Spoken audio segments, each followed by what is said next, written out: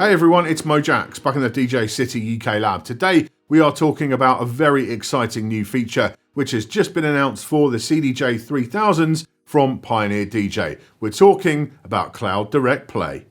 Let's get to it. Pioneer DJ introduced their Cloud Library Sync function back in 2020 along with rekordbox 6. If you aren't familiar with the system, it allows you to synchronize your music library to Dropbox and then access it from multiple computers as well as phones and tablets. It really simplifies life if you're a DJ like me who uses different computers regularly, as it means keeping the rekordbox library up to date on each machine is entirely automated. And that's before you get into the benefits of being able to add cue points and create playlists on your phone before getting to a gig, and the security of knowing that your whole collection is safely stored in the cloud for backup purposes. There are now 2 rekordbox subscription plans which support Cloud Library Sync. The first is Creative, which costs $15 a month or $149 a year. This does also give you a few extra benefits over the core and free plans, like the ability to save edited tracks, but the main selling point is the Cloud Sync. The second, more recent option is the Professional plan at $30 a month or $300 per year. That's a fairly substantial cost, but it does come with some other benefits, the ability to sync 8 rather than 4 devices and device library backup,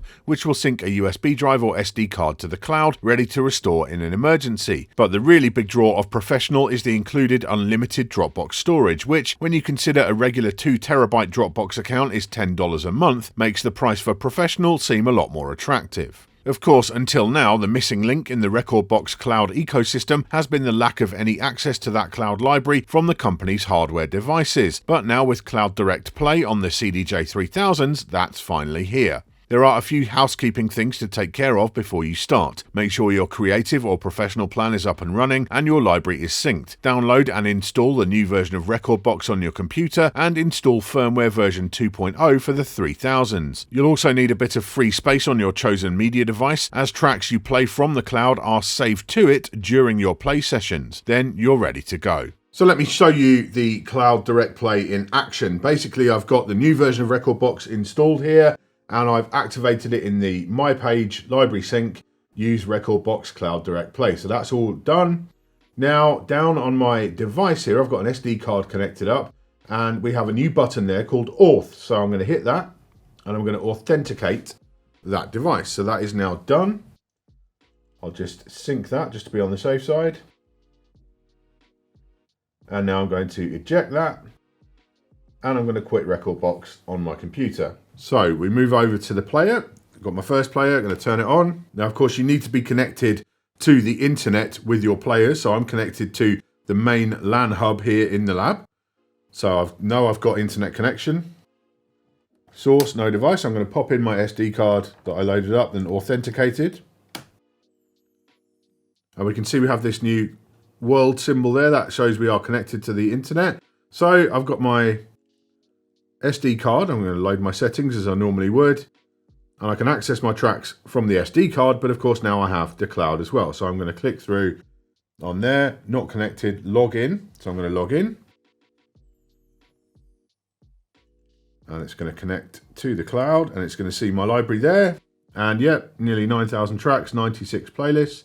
We're all good to go. So I'm going to click through on there.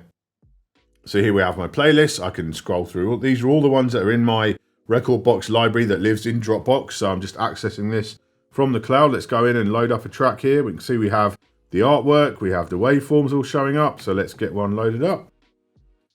It's downloading. You can see the progress bar there. And now it's up and rolling. And what it's done there, it has cached the track, not just temporarily, because of course with the CDJ-3000s now, when you pull out a USB stick, the full track is cached. You don't get emergency loop, but in fact, it stored it to the device, so to my SD card in this case. So now if I load that last track again, it's going to load real quick because it's not having to download it. It's temporarily, whilst I'm logged in, downloaded it to the SD card.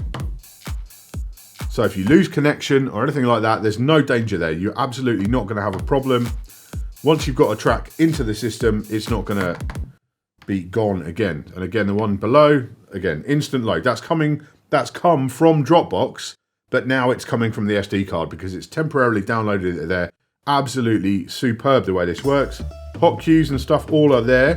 And the beauty is as well, if I was to go in and set another hot cue or memory point or loop or whatever I want, that will now be fed back to the cloud. So when I open up on my computer next time, that is going to be there. And that is very, very powerful to have that two-way communication between the players and the cloud, the Dropbox storage that you've got there. Absolutely superb. And as we can see, no issues with scrolling or loading or anything like that. It takes a short amount of time to load up the waveforms because, of course, they're coming from Dropbox. But that's it. And, of course, it's just wonderful to be able to do that. What you don't get is the link queue functionality. So you can't, tap on a waveform and do link queue. That's not possible because it would have to download the whole track each time. So from that, that's one feature that some people might use that they might think is missing. But as far as I'm concerned, this is absolutely fantastic. The way this works, very quick, very simple to use indeed. What makes the system even smoother is that we are able to now link a second, third or fourth CDJ-3000 to this system and utilize it in the same way. So I'm going to load up this one. My settings loaded just as they were over there on that one. Then I'm going to go into the cloud. I'm going to load up my playlist. Same playlist. And let's go to a track here. So this is, and again, it's downloading. And it's going to store it to that SD card on the other player. So this player is now storing this track over here. I can play this. And of course, all your hot cues, loops, etc. are all going to show up as well on the other player. Let me just load up a different one. And then I'll go back out to this one, load up that one I just loaded, and again, you'll see instant load, like super fast. There's no waiting for it to download because it's already been stored to this SD card on this player, even though I played it over here. Same will apply over here. So I'll go back to that one. It's going to load up straight away. Go back to this one. Load that up, and again, no delay in the waiting, and you can get all your hot cues, everything else, all transferred over.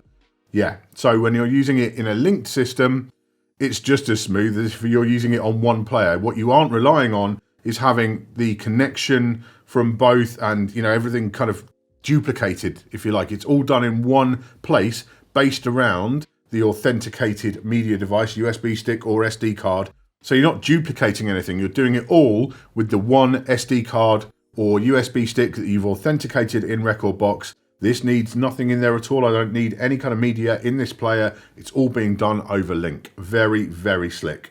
It's worth noting before I wrap up that there are a couple of bugs present in the version of this feature which is available on launch day. Firstly, the hot cues on a secondary player will always show up as green instead of whatever colour they've been assigned in Rekordbox. And secondly, if you have smart playlists in your library, those show up as greyed out and empty, even though the same files can be accessed via regular playlists. Pioneer DJ have told me they are aware of these bugs and they're being worked on, so it should be fixed very soon. But I thought it was still important to let you guys and girls know what to expect if you try this feature out immediately at launch. So there you go, a first look at the new CloudDirectPlay for the CDJ-3000s from Pioneer DJ. Very neat, very slick stuff. Now, of course, it's not the first time we've seen Dropbox playback on a media player. We have seen that from the competition already. What's new here is the fact that you can do the two-way communication. So you can set some cue points, save a loop, adjust a beat grid, and that information will be sent back to Dropbox, to your cloud library, to then be synced up with your computer, your phone, your tablet, whatever else it is that you use. And that for me is a very neat extra step, which the competition does not do. Now, there is one disappointment to me here, and that is that this is just for the CDJ-3000s.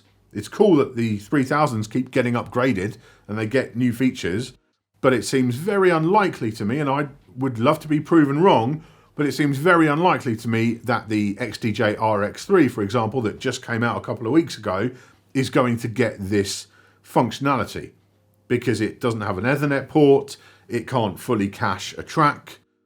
So it seems very unlikely to me that that's going to happen. And that is a shame because it's such a cool feature. I'd love to see it come to more hardware, but my guess is that this will only be on future Pioneer DJ hardware. I'd be surprised if we see it on anything else apart from the 3000s, which is currently available. But that's not to detract from what is a fantastic new feature.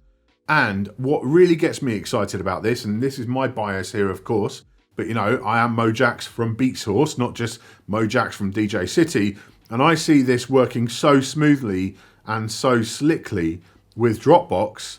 I can only imagine this technology being then flipped and turned over to streaming music as well. If you could do the same thing, the authentication, etc., the temporary offline storage, yeah, for me, that would be an absolutely killer implementation of link streaming here on the 3000. So I've got my fingers crossed for the future when it comes to that. But right now, if you're a Cloud Library user, if you are a user of the CDJ-3000s or owner of CDJ-3000s, absolutely jump on this, because as far as that cloud ecosystem goes, this is absolutely the icing on the cake. Thanks for watching today. Make sure you're subscribed and you hit that bell icon down below to get notified anytime there's a new video from myself or the rest of the DJcity team. I'll see you soon.